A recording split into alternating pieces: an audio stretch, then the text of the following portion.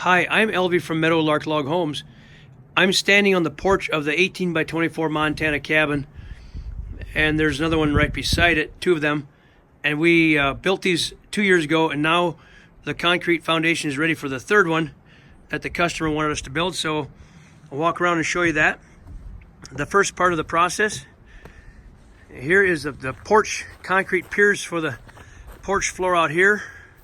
We'll build it up, build a rough sawn deck right there, and there's a crawl space concrete. We'll put the floor on, put the logs on. When it's all done, the cabin will look identical to these two here.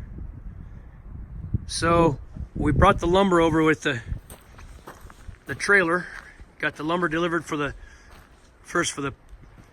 porch deck and the subfloor materials, and then the next we'll bring the logs over and put them over in the grass. The crane will sit right here. Tomorrow the crew is coming to put the floor down, and on the day following they'll set the logs. So that's where we're at right now in the process, just getting started.